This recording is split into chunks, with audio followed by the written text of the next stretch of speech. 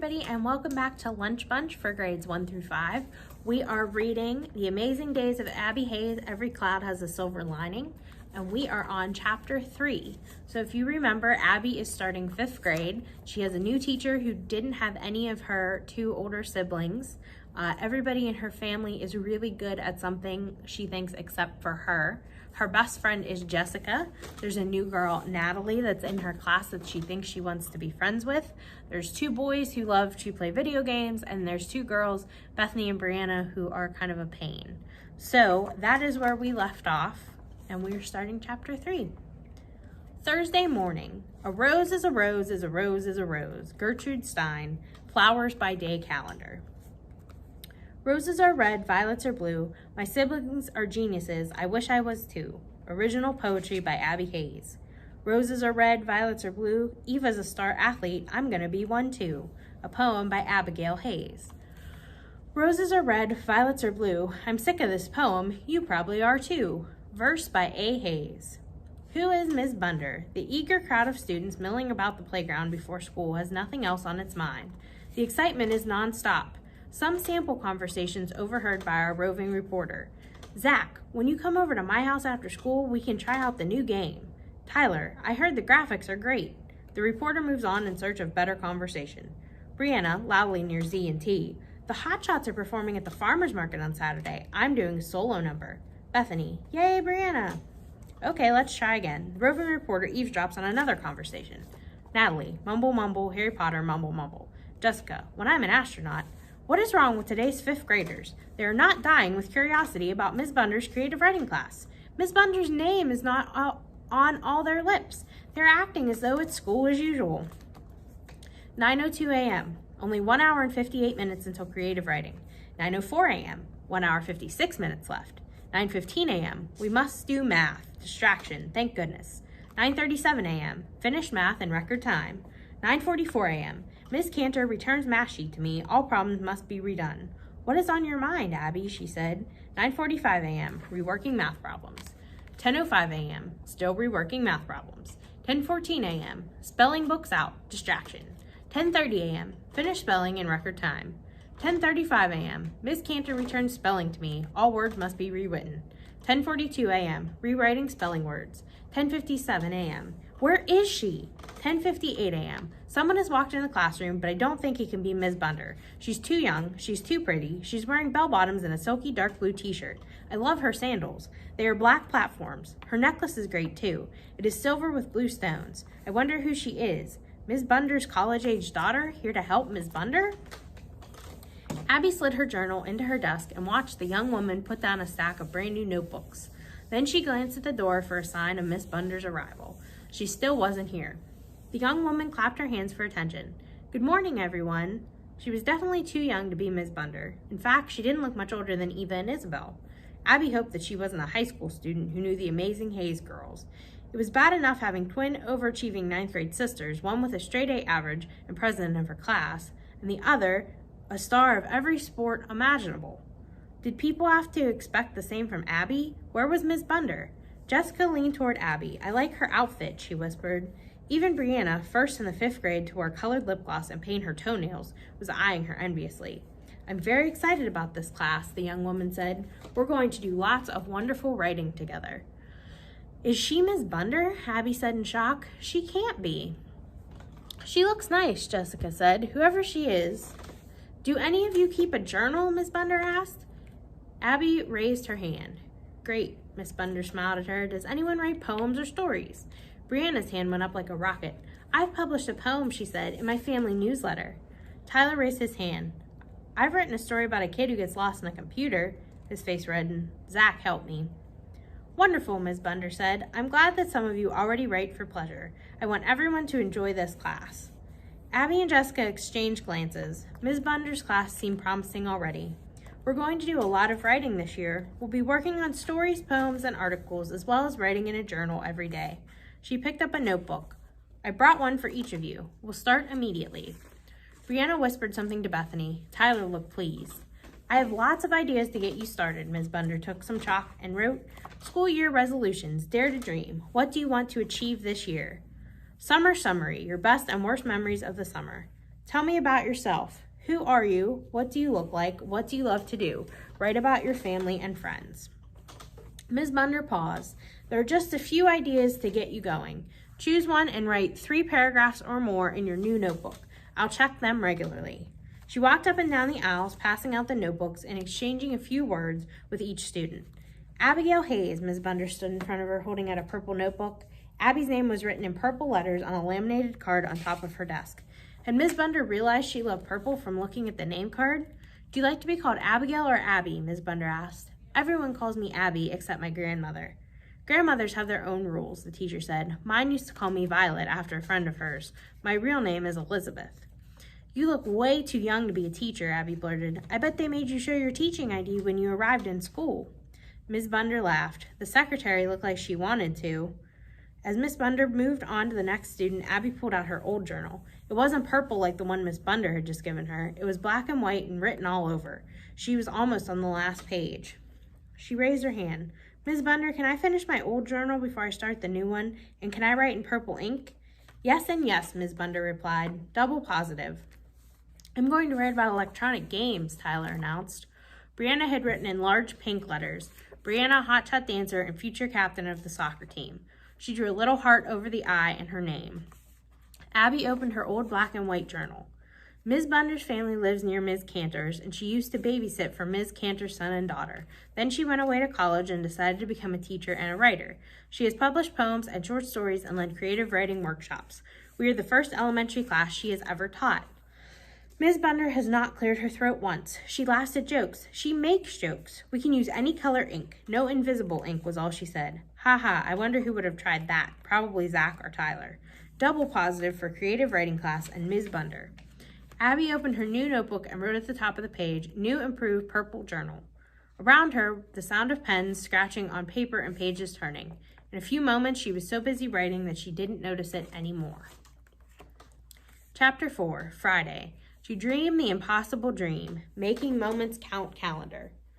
That song is from some play my mother is always talking about. She sings this stupid song all the time. It's annoying. I can't get the words out of my head. Is soccer an impossible dream or a possible dream? I must make myself into somebody. Otherwise, I will be nobody. Abby's soccer goals. Turn myself into a great player. Soccer is one of the few sports that Eva, super sib, super athlete, and twin of super student Isabel, does not play. How fast can I do it? Can I do it in 6 weeks? Must train, eat healthy foods, no more potato chips, read sports section of newspaper, pick up tips from successful players, start today, don't delay. Does this mean I have to sacrifice the brownies that Alex and I made to a greater cause? Sigh, I packed 2 in my lunch. Maybe I will offer 1 to Jessica and 1 to the new girl, Natalie, a welcoming gesture. Other goals for the year. Do math homework right away so 7-year-old genius brother Alex will not find it and do it in seconds. He's not trying to show me up. He's just bored with 2nd grade math.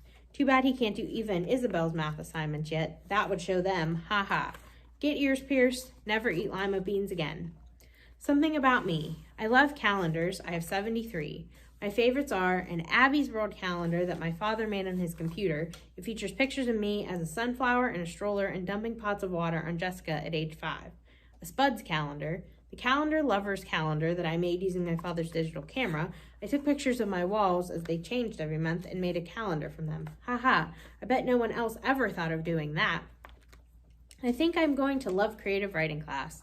I'm glad Ms. Bunder's name is Elizabeth, not Violet. I'm glad I'm called Abby, not Abigail. Abigail is too old-fashioned. It sounds like someone who lived during the Revolutionary War and sat in her parlor sewing all day. I hate sewing. Thank goodness I live today and not then, and thank goodness Ms. Bunder isn't a teenager. She graduated from college, so she must be at least 22. She doesn't know my super sisters either. I'm the first Hayes she has met. She said she might call me Purple Haze because I like purple so much. Purple Haze is the name of a famous song from the 60s. Miss Cantor says she remembers it. Summer summary. The Hayes family went to Vermont. Super Sib Eva biked up and down mountains with friends. Super Sib Isabel talked nonstop about the 100 Years' War, known to 5th grade sister as 100 Years' Bore. Super Sib Alex designed computerized robots without computer. Mother read legal briefs and visited antique stores in historic towns. Father drove car, made bad jokes, and introduced self to new business contacts. Abby Hayes purchased Fences of Vermont calendar, some maple syrup candy, and salt and pepper shakers in the shape of a cow. Friday evening, after school today, we had tryouts for the all-city soccer team. Mr. Stevens, our gym teacher, will be the coach. He says no one who wants to play soccer will be excluded. Anyone can join the team if they are willing to improve.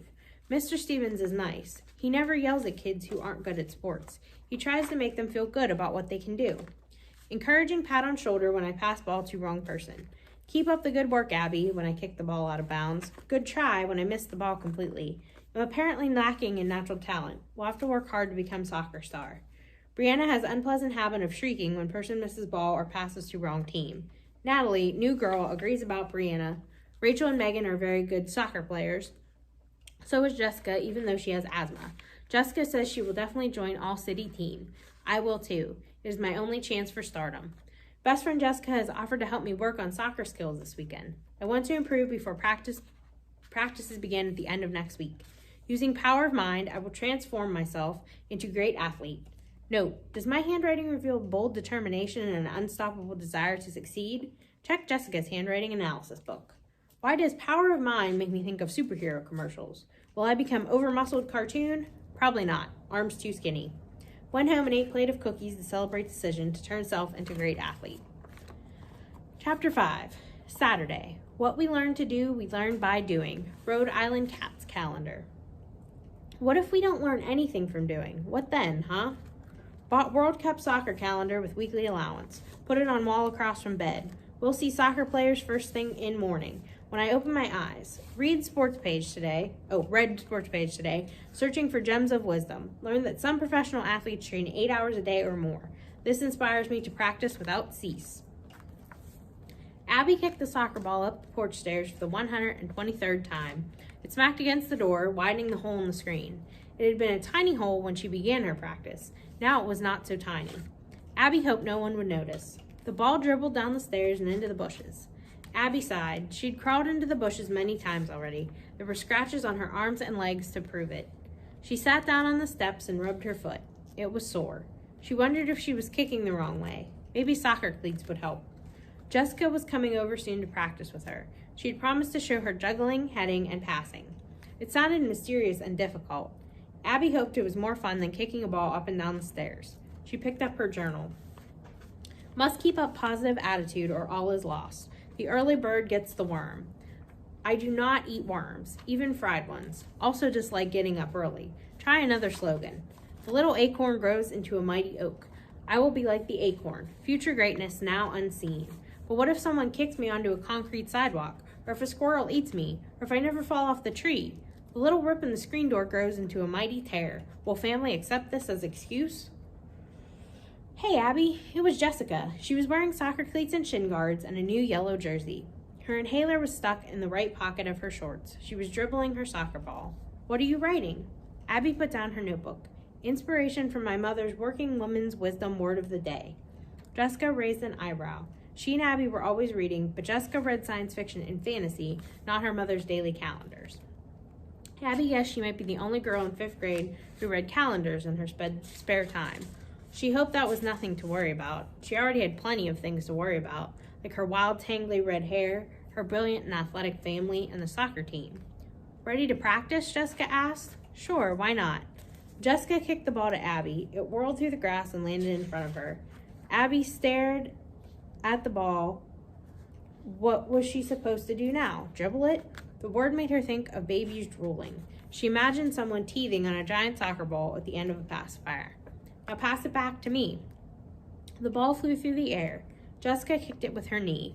That's called juggling, she said. The ball doesn't touch the ground. You can hit it with your knees or chest or head. What if you played with oranges? Abby asked, like real juggling. If the orange was overripe, squish orange juice. Abby thought of Brianna with orange pulp dripping down her face. It was a good thought, even more inspiring than the one about little acorns. She would try to remember it when Brianna was screaming at someone on the field. Kick it, Abby, Jessica yelled. Get it into the goal. That's it. Keep moving. Abby abruptly stopped in mid-kick. 3 people had come into the yard. Her 7-year-old brother, Alex, and her twin 14-year-old sisters, Isabel and Eva. They were all staring at her. She hoped they hadn't been there long, especially the twins. Alex gazed admiringly at Abby. He loved whatever she did, no matter what it was, even if he could do it better. Alex wasn't an athlete, but he knew every strategy for every computer or electronic game invented. Abby thought of him as her secret weapon. Someday, when Tyler and Zach were just too much to bear, she was going to introduce them to her little skinny second-grade brother. He would beat them at any game they could name. Soccer, Eva asked. She had a firm chin, firm, well-defined muscles, and firm belief in her own excellence. She excelled in basketball, skiing, swimming, rowing, softball, and lacrosse. Even though she was only in 9th grade, she had already been encouraged by professional scouts. Eva wore tailored shorts and a clean iron t-shirt. Her dark hair was pulled back into a bun. She wore no makeup or jewelry. In contrast, her twin Isabel wore her hair loose and flowing. Her fingernails were painted blue. She wore gauzy shirts, long velvet skirts, and middle chokers. No one would ever mistake her for Eva. Isabel was the top student in her grade and loved by all teachers. When she walked into a room, everyone stared at her. She had presence, charisma, and brains. She hated sports as much as Eva loved them and was constantly arguing with her twin about the value of brain versus brawn. Isabel and Eva were rival powers in the Hayes family. They were equal and very separate. Someday, one or both of them would rule the universe, but there'd be a huge battle to divide it up first. Sports, Isabel exclaimed scornfully, firing the first round in the latest skirmish. A bunch of sweaty people chasing a little ball and getting excited about it. Oh yeah, Eva shot back. At least I'm not flabby and cross-eyed and permanently glued to the computer. Better than being a mindless muscle machine, Isabel snapped. Abby rolled her eyes at Jessica. Here they go again, she mouthed. In the heat of the battle, Isabel liked to say outrageous things to get her twin angry. Eva wasn't much better. Ridiculous, Eva said. Don't listen to her, Abby. Are you going to join the soccer team? It would be great for you. Abby hesitated. She didn't want to be used as a missile in the ongoing war of the Super Sisters. She especially didn't want to tell them what she was doing. One day she would stun them, impress them, and awe them with her soccer skills, but not yet. They would see her at the height of her glory, not in her little acorn phase. Once the power of her mind kicked in, they'd never laugh at her again. I'm not going out for the team, Abby lied. I'm only helping out Jessica. She smiled widely. Right, Jessica? Jessica looked down at the ground and didn't reply. Abby's best friend hated lies, even little ones, but it was too late to take the words back. Abby hoped that Jessica would understand when she explained later. I'm going to research a science paper on the internet, Isabel announced, dropping the argument suddenly. She gave Eva the superior smile of the straight-A student and disappeared into the house. Alex scampered after her. I've got an hour before my practice, Eva said. She was golden brown from her summer bike trip in Vermont. I'll give you a few soccer tips, Jessica and Abby. Abby stared at her in shock. That was the last thing she needed. Bossy, perfect, know-it-all Eva pointing out all her mistakes. It was just like her to butt in. Eva always showed up to show her up. Eva tightened her sneaker laces, then straightened up. What are you doing? We're practicing passing, Jessica said. Want to play? Abby's jaw dropped open. If it hadn't been hinged to her face, it would have fallen off completely. Jessica knew how Abby felt about the Super Sibs, and here she was asking one to join the practice.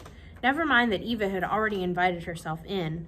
How could Jessica be such a traitor as to welcome her? If Eva's here, you won't need me, Abby interrupted. Jessica gave her a dirty look. Abby glared back at her. Here, Eva, her best friend dribbled the ball to her older sister. How insensitive could she get? Watch out, your guard is on your tail, Eva cried. Jessica ran, kicking the ball. Come on, Abby, show a little initiative, Eva called in a loud, bossy voice. Get the ball away from her. Abby ignored her sister. She headed in the opposite direction. Eva frowned. What's her problem? She asked Jessica. Who knows, Jessica said. I don't get it. Eva stared at Abby for a moment, then shrugged. I guess we can't play today. Sorry, Jessica. Another time, maybe. She went into the house. Jessica caught up with Abby. You shouldn't have lied, she said furiously. See what happened because of it? Her best friend rarely lost her temper. Jessica was calm and cool in almost every situation. Her room was neat, and so was her mind. Why did you invite her to play? Abby cried. You know how obnoxious Eva is about sports. The two girls glared at each other. Without another word, Abby turned and stomped up the back stairs. She didn't need her super sis Eva butting into her life, or her best friend Jessica either. She'd work on her own training program. So we're going to stop there on chapter 6. And I will see you next Monday, 1 o'clock again, for the next couple chapters of this book. Hopefully you're having a good summer, and we can't wait to see you back at the library soon. Have a good day.